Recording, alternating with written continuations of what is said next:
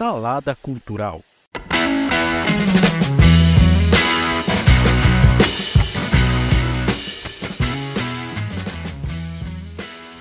Olá, meu nome é Márcio Andrade e este é o Salada Cultural, podcast que aborda tudo que envolve cultura, seja cinema, TV, música, literatura, quadrinhos ou a mistura disso tudo.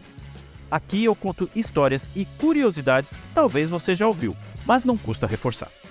Seja muito bem-vinda e muito bem-vindo para mais uma edição.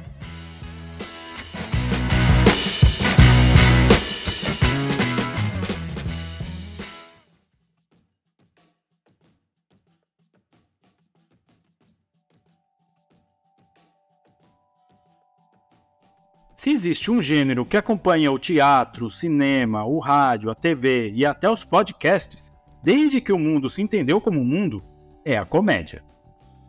E também é o gênero que se adapta melhor a cada transformação e mudança de geração que surge em todos esses meios. De Charlie Chaplin a Jerry Lewis, passando por Peter Sellers a Ed Murphy, dando também os merecidos créditos a Dercy Gonçalves, Grande Otelo, Chico Anísio, Mazzaropi, Paulo Gustavo e muitos outros. A comédia está aí até hoje pelo simples e óbvio fato de que todo mundo quer e precisa rir. Nesta vasta lista de comediantes, eu coloco mais um. Corrigindo, coloco vários. 6, para ser mais exato. Entre o final da década de 1960 e início dos anos 1970, surgiu na Inglaterra, no meio de bandas de rock psicodélicas, James Bond no cinema e o fim iminente dos Beatles, um grupo de humor além do seu tempo, o Monty Python.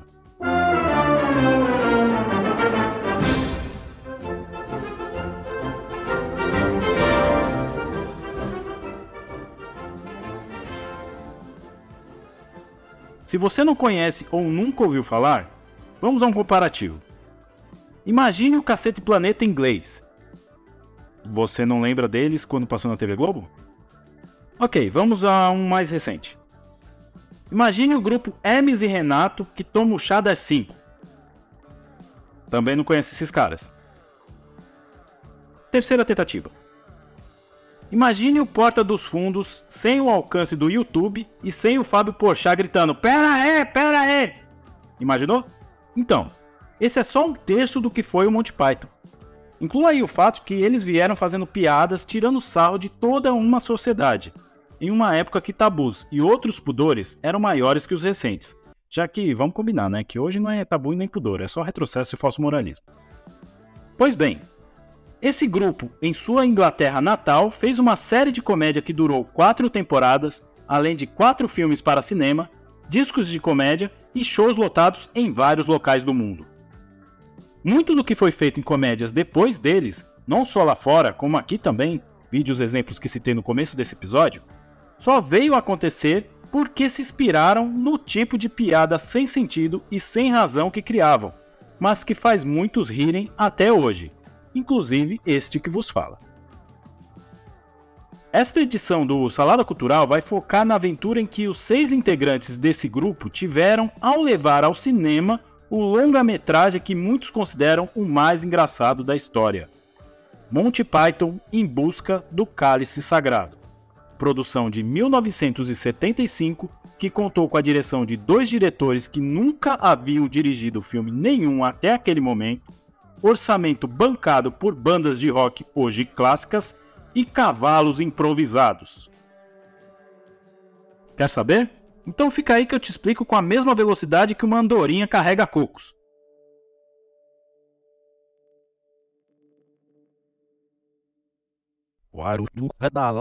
Quereis perguntar ao vosso senhor se ele quer se unir à minha corte em Camelot? Mas é claro que as andorinhas africanas não são migratórias. O Monty Python foi um grupo de comédia formado por John Cleese, Eric Idle, Graham Chapman, Terry Jones, Michael Palin e Terry Gilliam, sendo que Gilliam é o único americano da turma. Formados em cursos como inglês, medicina e história, criaram gosto pela comédia ao participar de grupos de teatro em suas faculdades, sendo que John, Eric e Graham são da prestigiada Cambridge, enquanto que Michael e Terry Jones fizeram parte da não tão menos prestigiada Universidade de Oxford. Após apresentarem roteiros para programas de comédia do canal inglês BBC no início da década de 1960, os 5 ingleses chegaram a criar outros programas na emissora, com John e Graham sempre escrevendo juntos, Terry Jones e Michael fazendo dupla na escrita e Eric Idle preferindo criar sozinho seus textos. Nesta mesma época, Terry Gilliam veio dos Estados Unidos, após inúmeros trabalhos como cartunista, trabalhando para, entre outras publicações, a Mad norte-americana. Enquanto John e Graham trabalhavam no programa At Last the 1948 Show, Michael, Terry Jones, Eric e Terry Gilliam trabalhavam em Do Not Adjust Your Set, ambos programas transmitidos pelo canal BBC. Então foi aí que os 6 se conheceram. Michael Palin foi convidado por John Cleese para fazer o programa especial How to Irritate People em 1968, que é um embrião do que se tornou o programa que fizeram um ano depois e com mais repercussão. Produzido pelo jornalista e comediante David Frost, Monty Python Flying Circus veio ao mundo após meses com todos trabalhando no que seria o programa. O nome surgiu após muito pensar, e segundo Michael Palin, em entrevista ao livro Monty Python, uma autobiografia escrita por Monty Python, ele disse que o nome surgiu quando estavam no apartamento de John Cleese. Abre aspas. O processo funcionava assim. Milhares e milhares de nomes surgiam. Nenhum deles provocava silêncios reflexivos.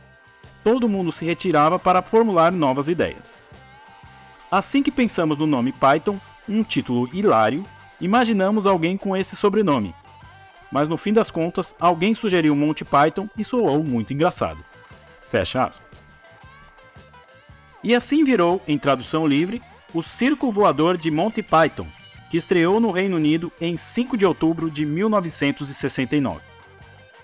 Inicialmente sem grande audiência, foi graças à insistência dos executivos da BBC em manter a atração na programação que acabou gerando um retorno, e assim terminaram aquela temporada sendo sucesso de público e crítica, por conta de seu humor nonsense que tirava sarro dos costumes britânicos.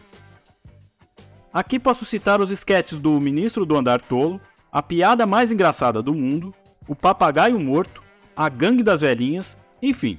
Se tiver curioso, tem todos os 45 episódios da série na Netflix. Confere lá. A série durou 4 temporadas, sendo que John Cleese resolveu participar do último ano do programa apenas no roteiro, dizendo que estava se sentindo repetitivo. Ainda durante a série no ar, fizeram 2 especiais para a TV alemã e o filme chamado E Agora Algo Completamente Diferente, lançado em 1971 e sendo apenas refilmagens de esquetes que eles já haviam levado ao ar na televisão. A ideia desse filme era divulgar o grupo para outros países, entre eles os Estados Unidos. Deu 0 repercussão e o filme passou batido por onde foi exibido. Salada cultural. Agora ponde-vos de lado, digno adversário. É só um arranhão. Arranhão? Vosso braço caiu. Não caiu. Então o que é isso aí? Já estive pior. Mentiroso! Vamos continuar, seu fresco.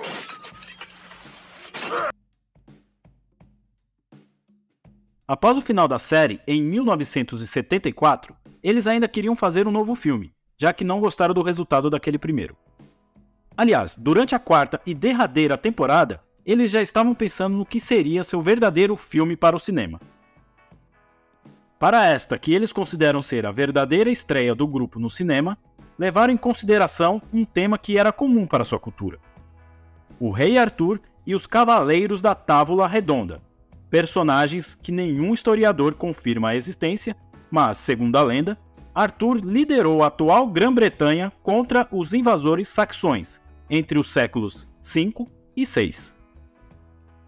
A 12 Mãos criaram um roteiro em que conta a história de Rei Arthur, junto com seus Cavaleiros da Távola Redonda, que após o chamado divino, resolvem buscar o cálice sagrado, aquele em que Jesus Cristo usou na última ceia. Eles primeiro se dividem na missão para que no final juntem forças para ir atrás do artefato histórico, em meio a fugas de monstros medievais, franceses insolentes, pontes mortíferas e um coelho assassino com sangue nos olhos. Tudo com aquela pitada de comédia nonsense. Segundo o livro A História Quase Definitiva de Monty Python, feito pelo jornalista e maior especialista de Monty Python no Brasil, Thiago Meister Carneiro, inicialmente tiveram a ideia de colocar os personagens dentro da então década de 1970, procurando o cálice sagrado nas lojas de departamento de Londres, ideia essa sendo descartada na medida que o roteiro tomava forma. Decidiram então que o filme se passaria no ano de 932 depois de Cristo. Quer dizer, boa parte dele, mas se eu contar, estraga a graça do final, para quem ainda não assistiu. Durante a formulação do roteiro, os Python já pensavam quem poderia bancar a produção, levando-se em consideração que uma produção de época, mesmo a mais simples, não sai tão barato, por conta do figurino, dos cenários e toda a ambientação para que pareça se tratar de algo que aconteceu muitos anos atrás. Neste caso, bota muitos anos nisso. Então, eles já começaram a cortar custos antes mesmo de ver aonde arrumar a verba. Primeiro foi na direção. Tanto Terry Jones quanto Terry Gilliam iriam assumir a responsabilidade. E a responsabilidade era muito grande, já que Terry Jones, até aquele momento, só havia dirigido alguns sketches do programa, enquanto Terry Gilliam pode-se dizer que dirigia as inserções animadas do programa, que nem eram tão animadas, porque Gilliam na realidade usava a técnica de colagem de figuras e cartoons que ele criava, algo que foi aprimorado com o que vemos hoje na série South Park. Segundo, e o que se tornou uma das características mais lembradas do filme, foi a forma como eles não usaram cavalos para o Rei Arthur e os Cavaleiros da Távola Redonda. Mesmo sendo cavaleiros, que como sabem é algo relativo à cavalaria, que nada mais é do que aqueles que cavalgam, ou seja, precisa de cavalos, os Python, vendo o tanto que iam gastar não só com cavalos, mas também com tudo que vinha no pacote, como cuidadores, estábulo, alimentação dos animais, etc., usaram a velha técnica da radionovela. Substituíram os animais por cocos cortados ao meio, que quando batem, fazem aquele famoso barulho da corrida do cavalo. No filme, enquanto o Rei Arthur simulava cavalgar, seu empregado chamado Patsy vinha atrás batendo os cocos. Eu fazendo essa descrição com certeza não tem a menor graça, mas assistindo ao longa é um outro negócio. Para a locação, escolheram a Escócia, pelas paisagens bucólicas e pelos castelos medievais, que foram só 2, usados como diferentes cenários durante todo o filme, ainda se valendo do corte de custos. Para a interpretação dos personagens, nem precisava dizer que eles fariam os papéis principais e mais outros tantos coadjuvantes. Graham Chapman ficou com o papel de Rei Arthur e fez a voz de Deus no chamado a Arthur para procurar o cálice sagrado. Terry Gilliam foi Patsy, o fiel escudeiro do rei e o guardião da ponte. John Cleese, já de volta na tarefa não só de roteiro, mas de interpretação também, ficou com o papel de Sir Lancelot, além de Cavaleiro Negro, um guarda francês e Tin, o mago. Terry Jones foi Sir Bedivere e Príncipe Herbert. Eric Idle fez os personagens Sir Robin e o Coletor de Mortos. Michael Palin fez Sir Galahad, o Puro, o Rei do Castelo do Pântano e o líder dos Cavaleiros que dizem Ni. Além deles e de outros figurantes, destacam-se também a presença de velhos parceiros dos Pythons, como o comediante e músico Neil Innes e a atriz Carol Cleveland. Já com boa parte dos custos reduzidos, eles ainda precisavam de ao menos o mínimo para poder bancar as filmagens do longa-metragem. E esse dinheiro veio por conta de imposto britânico e de bandas de rock. Salada cultural. Não sou uma bruxa! Mas está vestida de bruxa. Foram eles que me vestiram assim. Esse não é meu nariz, é um nariz falso. Então, Bom, o nariz nós fizemos. o nariz? E o chapéu, mas ela é uma bruxa. as leis fiscais no governo britânico entre as décadas de 1960 e 1970 tiravam sem dó nem piedade daqueles que ganhavam mais. Naquele período, o Reino Unido sofria grande instabilidade econômica e, pensando em solucionar esse problema, o governo resolveu taxar as grandes fortunas para conter essa sangria. Para se ter uma ideia, aquelas que eram chamadas de grandes fortunas britânicas, a alíquota cobrada chegou a ser de 83% do que o ricaço ganhava. Por exemplo, em uma cota básica, porque eu sou de humanas, se o Lorde inglês ganhasse 100 libras, cerca de 90 ia para o governo. Tanto que até George Harrison nos Beatles fez uma música sobre essa taxação de impostos, chamada Taxman. Com isso, foram aparecendo os chamados exilados dos impostos. Os Rolling Stones e Rod Stewart foram desse grupo, que saíram do país da então rainha para fugir dos impostos altos, enquanto que aqueles que não saíam tentavam fazer algo para que o imposto fosse abatido e eles não dessem tanto dinheiro para o governo. E foram nesses que não quiseram sair do país que o grupo Monty Python foi atrás para financiar o seu filme.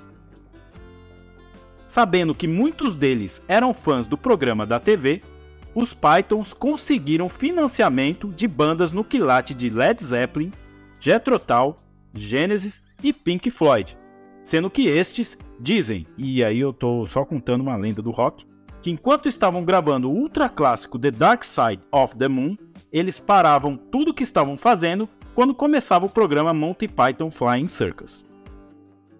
Dessa vaquinha roqueira, os Pythons conseguiram angariar o valor de 229 mil libras. Uma mixaria levando em consideração os altos orçamentos de filmes hollywoodianos, mas mesmo assim conseguindo bancar o tão desejado longa-metragem deles. Agora era só filmar. E foi aí que começaram os problemas. Salada cultural.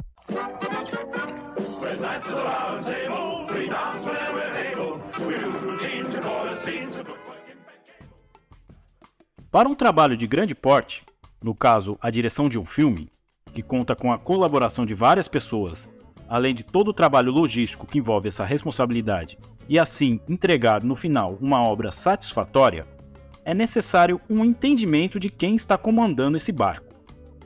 Neste caso, os dois Terrys responsáveis pela direção. Enquanto Terry Jones tinha uma sinergia com os outros Pythons, já que gravava e escrevia tudo com eles, Terry Gilliam, durante seu período no programa, mal tinha contato com todos, trabalhando sozinho em boa parte do tempo, quando criava as animações que entravam nas transições entre uma sketch e outra. Isso foi um problema para que ele entendesse como funcionava o trabalho de todos na produção. Logo em sua primeira cena como diretor, a câmera pifou, já que era a mais barata que eles conseguiram devido ao parco orçamento.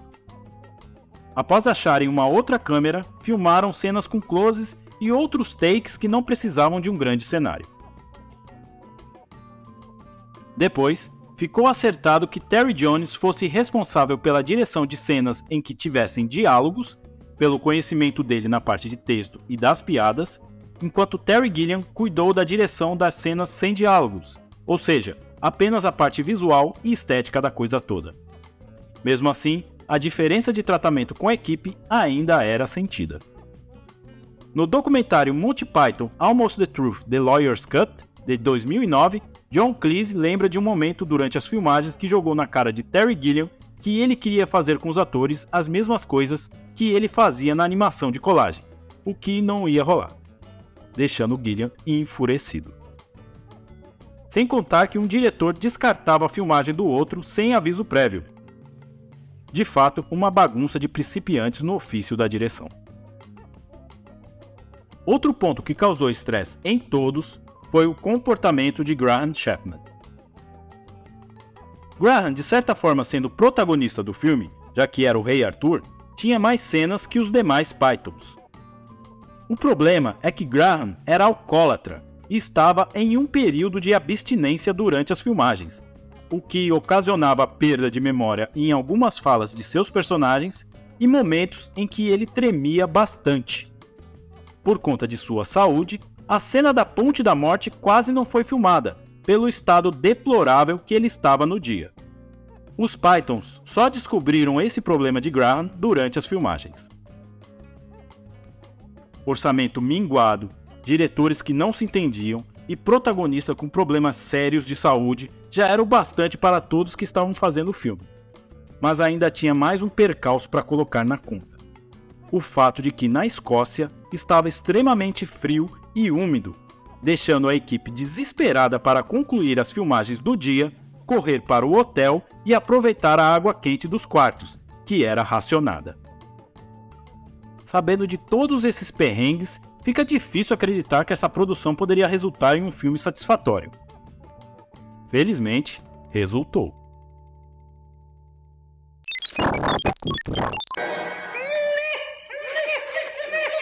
Quem sois vós?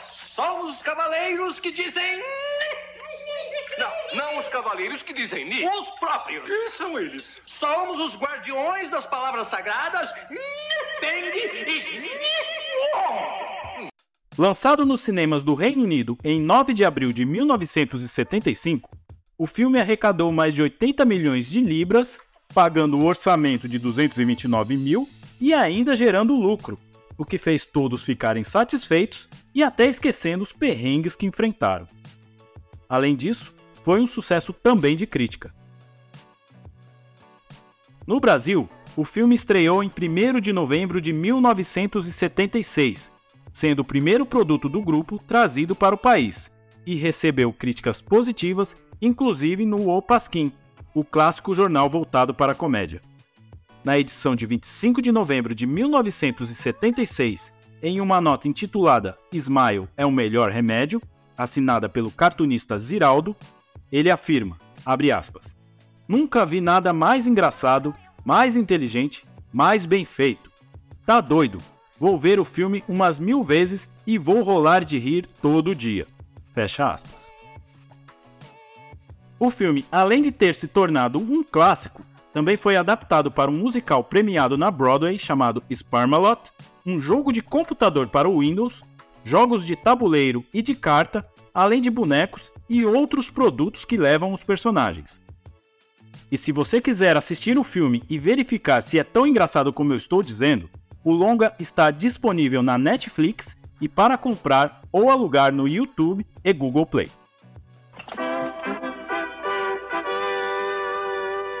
Camelot. Camelot. Camelot. É uma maquete. Boa parte desse episódio eu busquei informações no livro A História Quase Definitiva de Monty Python, do Tiago Meister Carneiro, aquele nobre jornalista que citei antes. Ele, além desse livro, mantém o site andartolo.com, que tem muitas informações do grupo e seus integrantes, inclusive de projetos solos que eles tocaram. Se quiser saber mais sobre Monty Python, pode comprar o livro e acessar o site, que são mais que recomendados. Ah, e isso não é um jabá, é só um merecido crédito pela dedicação do cara. Não, pensando melhor, não vamos para Camelot. É um lugar idiota. Realmente.